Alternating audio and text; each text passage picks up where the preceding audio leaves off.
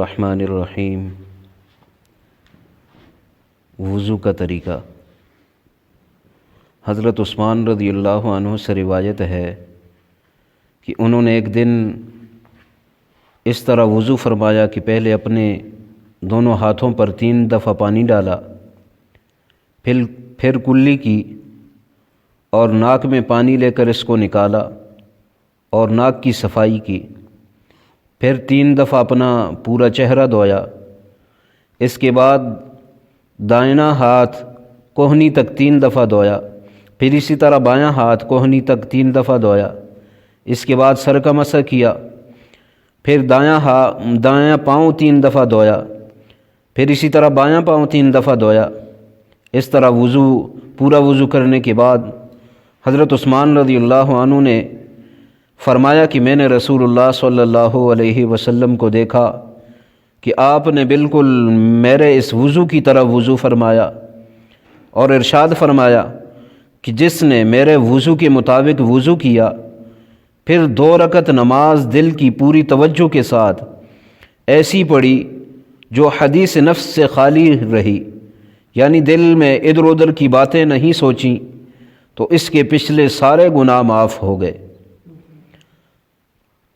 حضرت ابو حیہ رضی اللہ عنہ سے روایت ہے کہ میں نے حضرت علی رضی اللہ عنہ کو دیکھا، آپ نے وضو اس طرح فرمایا، پہلے اپنے دونوں ہاتھ اچھی طرح دھوئے یہاں تک کہ ان کو خوب اچھی طرح صاف کر دیا، پھر 3 دفعہ کلی کی، پھر 3 دفعہ پانی ناک میں لے کر اس کی صفائی کی، پھر چہرے اور دونوں ہاتھوں کو 3 دفعہ دھویا، پھر سر کا مسح 1 دفعہ کیا، پھر دونوں پاؤں ٹخنوں تک دھوئے، اس کے بعد آپ کھڑے ہوئے اور کھڑے آپ نے وضو کا بچا ہوا پانی لے کر پیا۔ حضرت علی المرتضیٰ رضی اللہ عنہ نے اس طرح پورا وضو کر کے دکھانے کے بعد فرمایا، میں نے چاہا کہ تمہیں دکھلاؤں کہ رسول اللہ صلی اللہ علیہ وسلم کس طرح وضو فرمایا کرتے تھے۔ حضرت عبداللہ بن عباس رضی اللہ عنہ سے روایت ہے کہ ایک دن رسول اللہ صلی اللہ علیہ وسلم نے وضو فرمایا، ایک مرتبہ، یعنی وضو میں دھوئے جانے والے اعضاء کو آپ نے صرف ایک دفعہ ہی دھویا، اس سے زیادہ نہیں دھویا۔ حضرت عبداللہ بن زید بن عاصم رضی اللہ عنہ سے روایت ہے کہ ایک دفعہ رسول اللہ صلی اللہ علیہ وسلم نے وضو فرمایا، 2 مرتبہ، یعنی دھوئے جانے والے اعضاء کو دوبارہ دھویا۔ ان دونوں حدیثوں میں اعضاء وضو کے صرف ایک دفعہ یا 2 دفعہ دھونے کا جو ذکر ہے، جیسا کہ اوپر بتلایا جا چکا ہے، ایسا آپ صلی اللہ علیہ وسلم نے کبھی کبھی صرف یہ بتانے اور دکھانے کے لیے کیا تھا کہ اتنا کرنے سے بھی وضو ہو جاتا ہے، ورنہ عام عادت شریفہ یہی تھی کہ وضو میں آپ صلی اللہ علیہ وسلم ہاتھ، منہ اور پاؤں کو 3 دفعہ دھویا کرتے تھے۔ عمر بن شعیب اپنے والد شعیب سے اور وہ اپنے دادا عبداللہ بن عمر بن عاص رضی اللہ عنہ سے روایت کرتے ہیں کہ ایک عرابی وضو کے بارے میں سوال کرتے ہوئے، یعنی وضو کا طریقہ پوچھتے ہوئے رسول اللہ صلی اللہ علیہ وسلم کی خدمت میں حاضر ہوئے، تو آپ نے ان کو 3 دفعہ وضو کر کے دکھایا، یعنی ایسا وضو کر کے دکھایا جس میں آپ نے دھوئے جانے والے اعضاء کو 3 دفعہ دھویا۔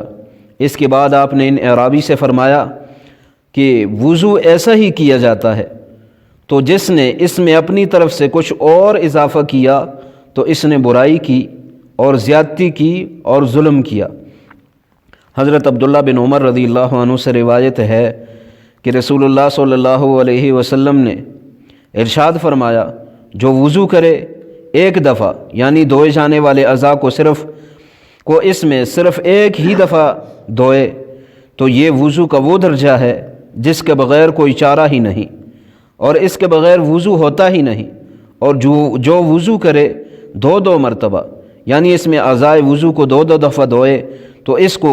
1 دفعہ والے وضو کے مقابلے میں 2 حصے ثواب ہوگا، اور جس نے وضو کیا 3 دفعہ،